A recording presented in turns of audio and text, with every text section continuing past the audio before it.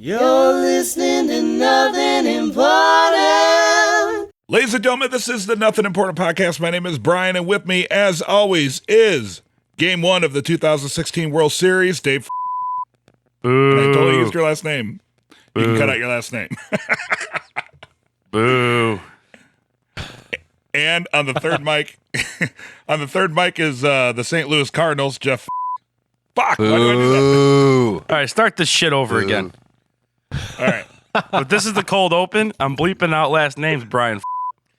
And I'm going to bleep out our last names and play it as a cold open. Please enjoy the show. That's great. That works.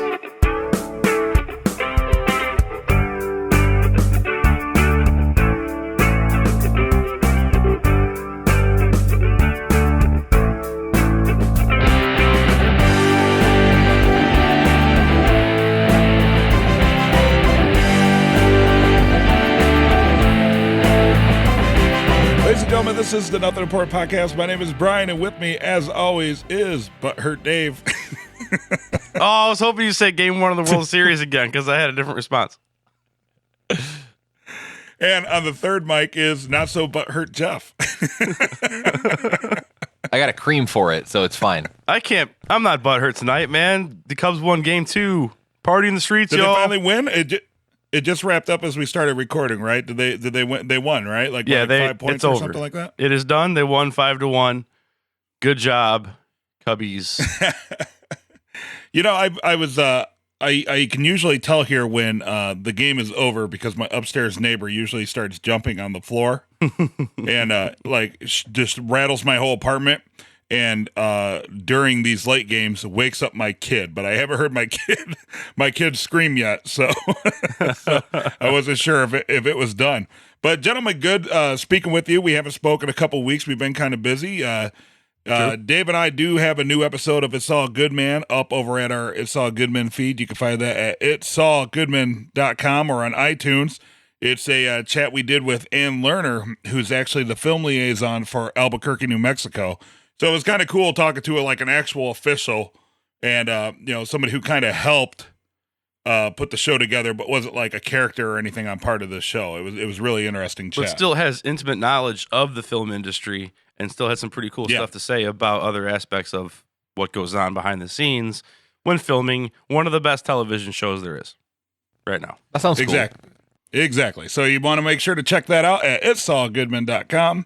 Or you can look up Better Call Saul on the iTunes charts because we own that shit. We're never really like number one in the TV category, but if you look up Better Call Saul, Jeff, it's like the out of the top 25 episodes, 24 of them are usually us.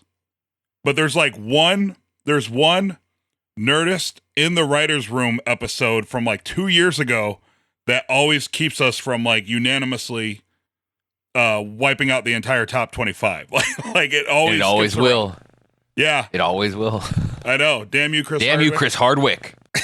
Way to be infinitely more successful than I am. But gentlemen, it's good to see you. I got married again this weekend. congratulations. I'm sure your parents must be proud. Because that is something people totally do for their 6th anniversary. Renew their vows. Yeah, it's like number 1 is you eat the cake. Number 2 is like silverware. I think 5 is gold. 7 is silver. And 6 is remarriage in front of Elvis. Yeah. And I was out in Vegas last year for one of my friends' wedding, and the guy who was dressed up as Elvis for my vow renewal is actually the same guy that wed 2 of my friends last year at the same time. Did you do that on purpose, or was that just a weird coincidence?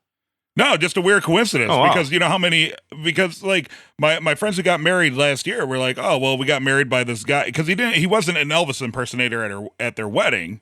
Oh, And they're like, oh, So he was just a guy who was dressed up in an Elvis outfit at their wedding? I was gonna say no. He did their wedding, and then they went. You know what this act needs? You gotta dress up as Elvis for the next one. Right. But either way, so we pull up. We got married, married, whatever.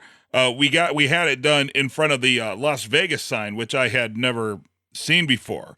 And it was kind of cool because they sent a limo for us, and it's supposed to take you through Las Vegas to the Welcome to Las Vegas sign, which is actually right next to an airport. Right. I didn't know that. It's like, had no clue. And we're headed to the stoplight to get on the highway, and all of a sudden, all these cars, like police cars and such, start like whipping in front of people and blocking off the road. And we thought there was a giant accident, but no. Apparently, right at that moment is when Barack Obama decided that he needed to come to Las Vegas, and we actually almost missed our Elvis impersonator because we were stuck in that limo for an hour and 45 minutes. Oh, Jesus. Hey, when someone's got to shoot dice, they got to shoot dice, man. That's right. Air Force One on standby, yo. Exactly. So we eventually made it, had an awesome time. And so then as we're doing the ceremony too, it's kind of funny. I was telling my wife, we thought it was going to be funny because we were like, oh, well, we should go to Vegas. Oh, let's go renewing our vows while we're there with Elvis, because why not, right? Right. And so When in Vegas?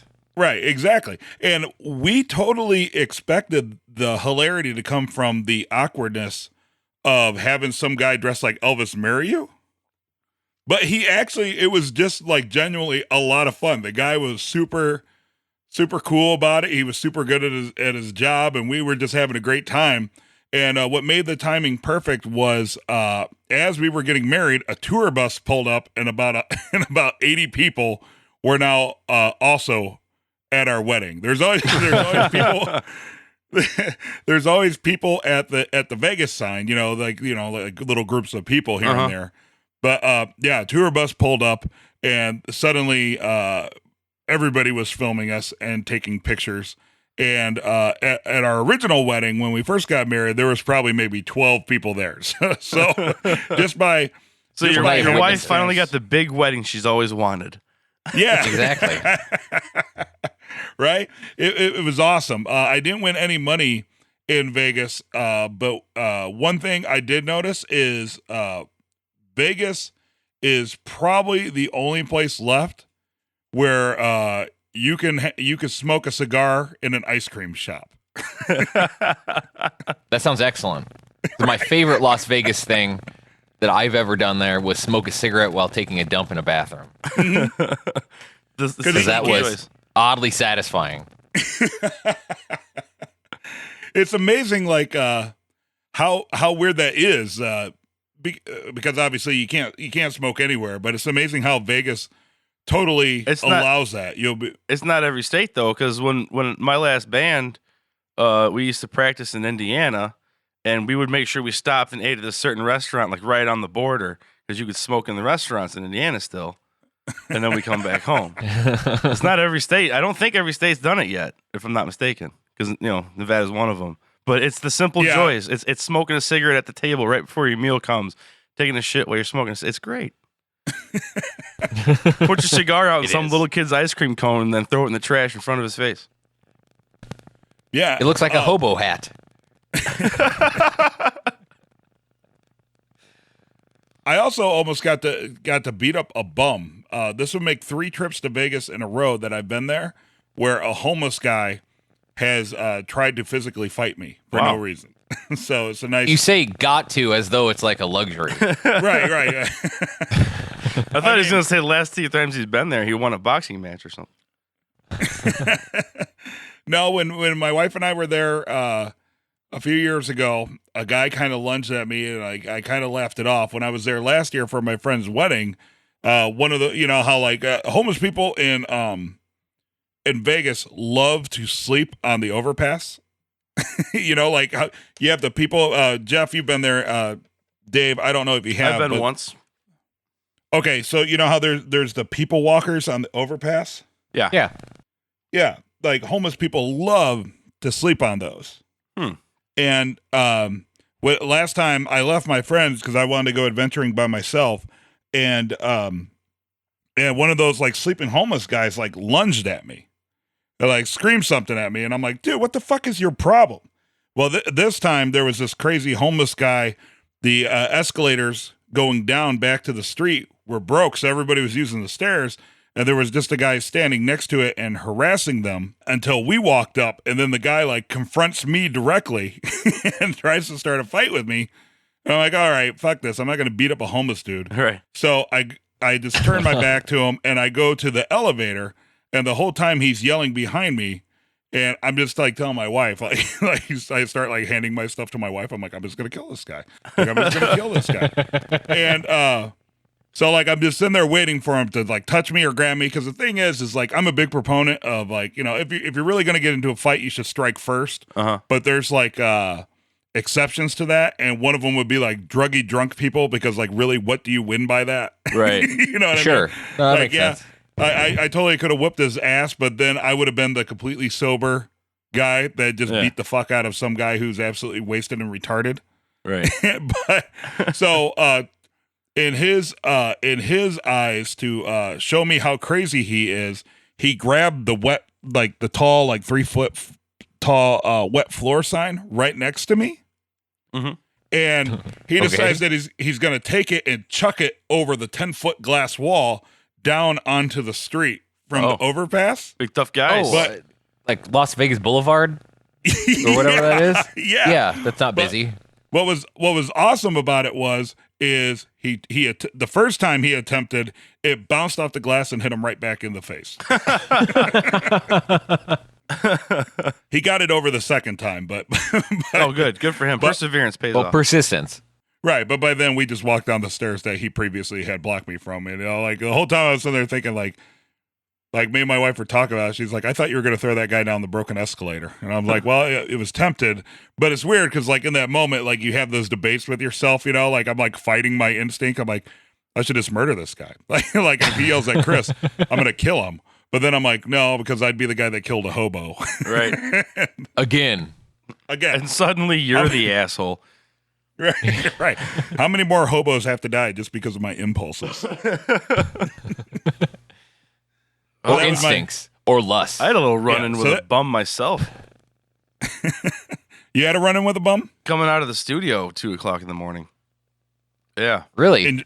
In Joliet, Illinois? I'm so shocked. Yeah, no, it's like Night of the Living Dead. 2 blocks away here. from the casino? Again, shocking. Yeah, it was kind of freaky. I just kind of ignored him. He looked like he was who's the crackhead Dave Chappelle does, always scratching his face. You know? Tyrone Biggums? Tyrone Biggums. He's like Tyrone Big. Like I come out of the studio, and he's sleeping on the porch of the bar, and he just pops up and he starts like looking at me like scratching himself, and I just like walked past him. And I went and got cigarettes down the street, and on the way back, I knew I had to get back in. This guy's gonna be sleeping there again. And it's like a horror movie because like I walk past him, and I get the key in the lock, I hear him pop up, and then I can't find the hold the second lock, so I'm struggling. And I'm like, I feel like he's getting closer to me, like it's, you know, he's gonna kill me or something. But then he was really just sitting there staring at me, looking for soup or a cigarette or something. He was masturbating. He was probably He might have been. Right. So is the next Cubs game in Chicago? It is in It Chicago. is. Next 3. On Friday. Mm-hmm. Oh yeah, because they have in a a travel row. day right now. Friday, Saturday, Sunday. How many do you have to win to win? 4.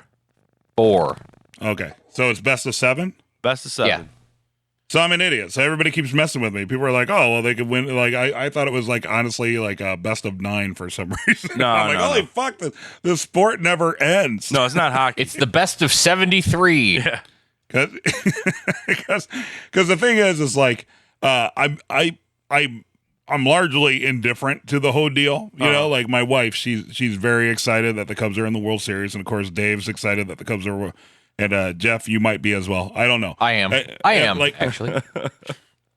I think it's great. I think it's cool, right? Like, you know, I don't wish them any ill will. It's just not something I've ever been into, so it's not like I have a lot of emotional investment in it. Right. Sure. Yep. That's fair. Yeah. All right, so. But you're not the only one, my friend. There are plenty of people around that do have no emotional investment in either way Hello, with this this is series. Bryan. He's gone. Oh, it is? Yeah. That's cool. But at least he he doesn't know that I said that, so he's going to find it funny when we get to the episode. And he dropped out like a crazy person. That's right.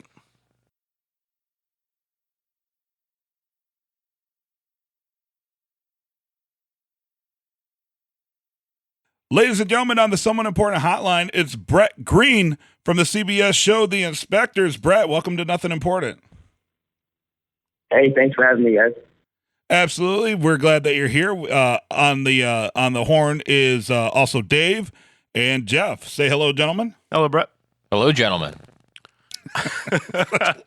Such a lame joke. What's going on? What's going on? What's going on? So we're glad that you made time to speak with us tonight. The Inspectors on CBS. It's. I gotta admit it's a very interesting premise. It's about mail inspectors. I'm not post office general inspectors. Am I using the correct term? No, they're called postal inspectors. Yeah, and you know what?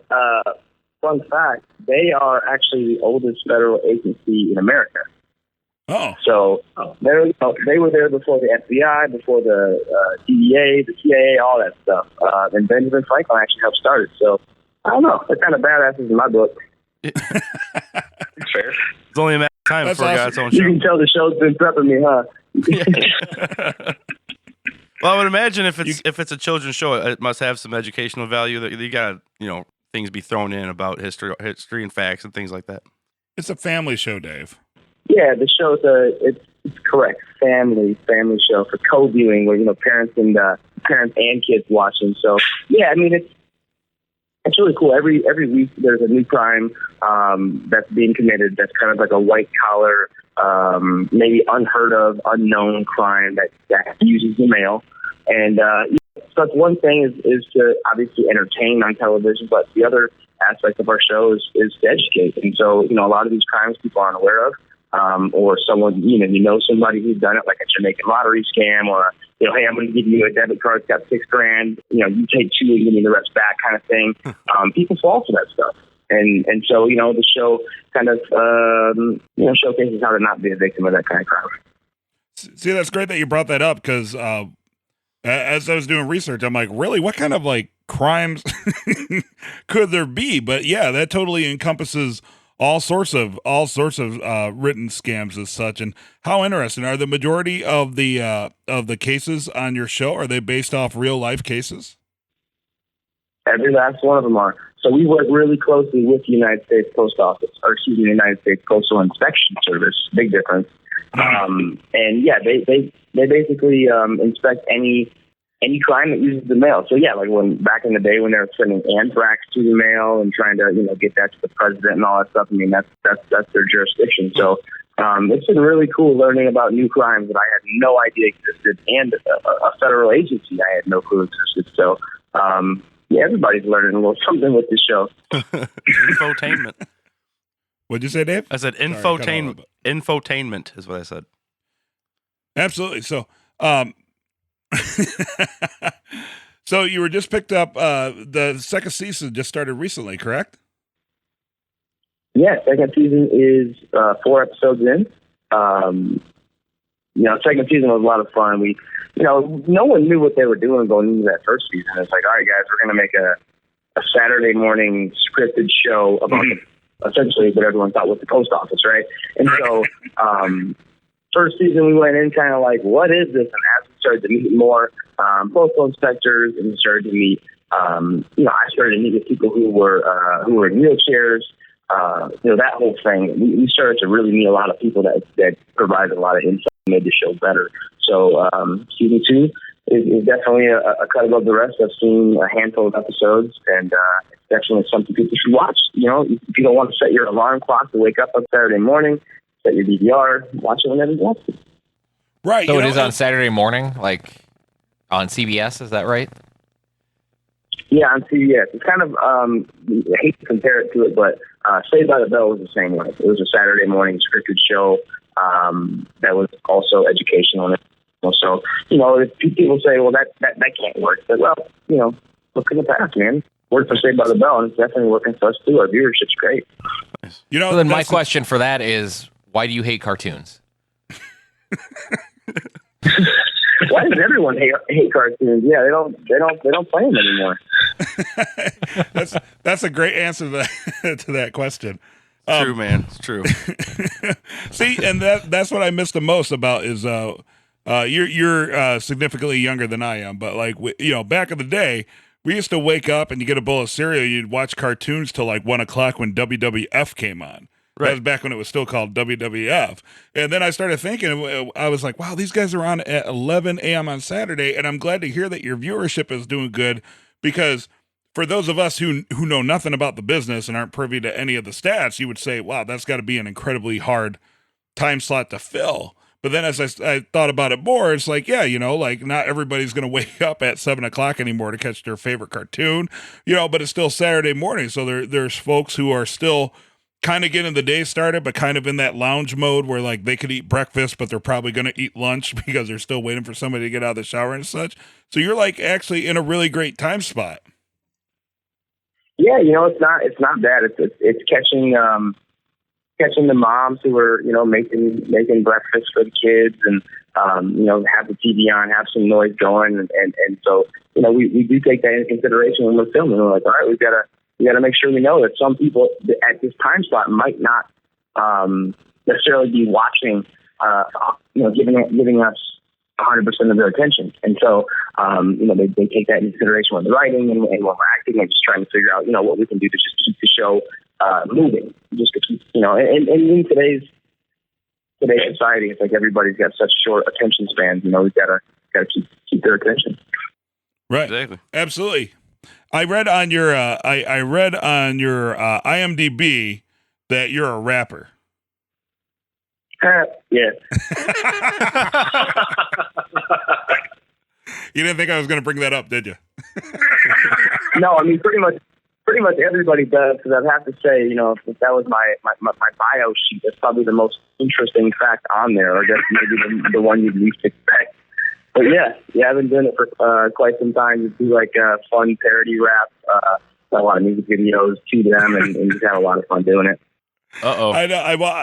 I made it a point to watch some of them today. What you should do is you should send us one of the tracks and we'll put it on the show. We every once in a while we do where we feature a song for our mid-show music break. We would totally put one of your songs on.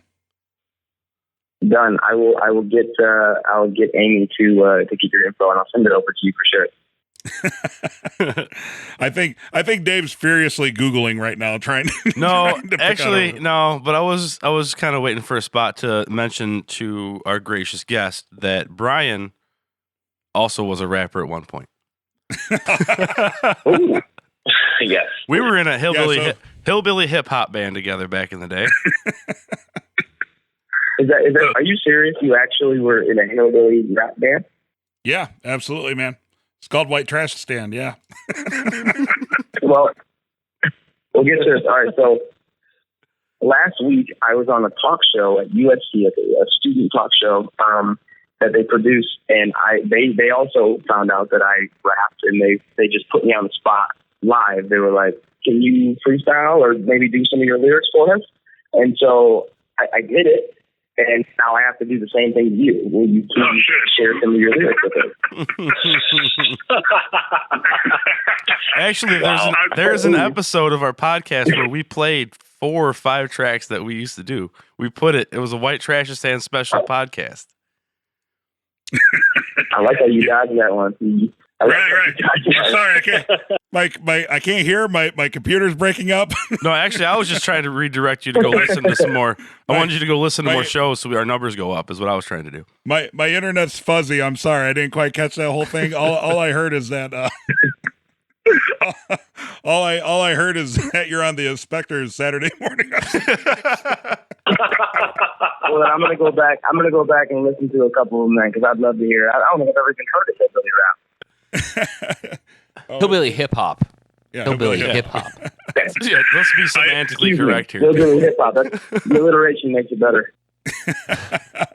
Exactly. That's great though. You totally put me on the spot. I tell you what, maybe if you ever need like a guest rapper, who's like not really talented or good, and is kind of unattractive and chubby. Yeah. Well, I tell you what. We'll make sure to send you links, and you let me know if you want me in one of your songs. If you're like, man, I really need this song to be about 100 times more crappy, let's put Bryan on it. You send me those links. I'll send you my. Absolutely. This has now become an appropriate episode for that time of the month. Just throwing that out there too. Absolutely. Well, Bret, it's an absolute deal. We'll send you links, and then who knows? Maybe one day we'll collaborate. And next time you're on the show, we'll have Dave. Next time you're on the show, Dave is an audio engineer. We'll have Dave put together a beat, and then you and I can rap battle. How about that? That sounds fantastic. I'll just sit in the days. I'm sorry. I'll just sit in the foreground and go, DJ Clue, exclusive. Well, we'll absolutely make that happen. Bret, thank you so much for coming on the Nothing Important podcast. Make sure to check out Bret on The Inspectors Saturday morning on CBS. Bret, thank you so much. Thanks a lot, guys. It was fun being on. Thanks, Bret. Thank you. Thanks, man.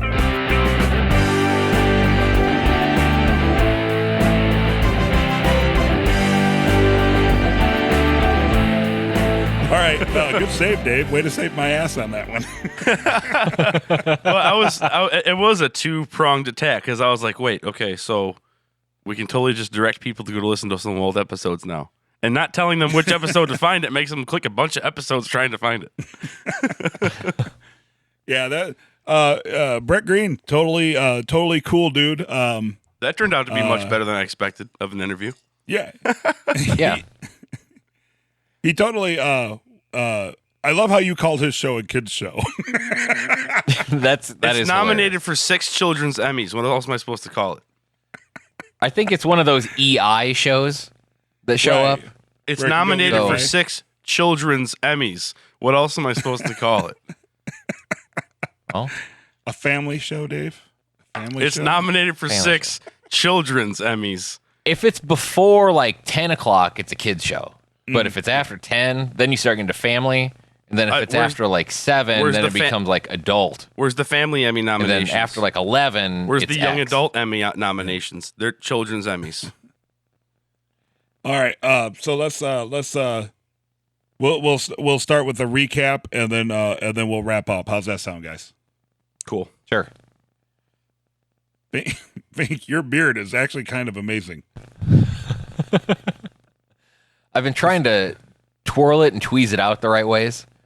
Really accentuate the fancy parts. I had Right, totally. Well, The ones that actually connect together. like a gentleman. Mm-hmm. I had a joke that I wanted All to right. make too, and I had to stop myself. So I want to say it now.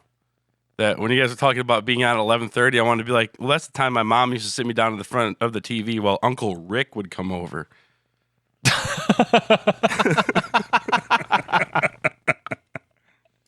See, Dave, you can stop recording. Be sure to follow Nothing Important online at nothingimportantpodcast.com. Find us on iTunes, on Twitter at NotImportantPC, and you can also find us on Facebook. Nothing Important is recorded with help from Third City Sound in Joliet, Illinois. Thanks for being awesome.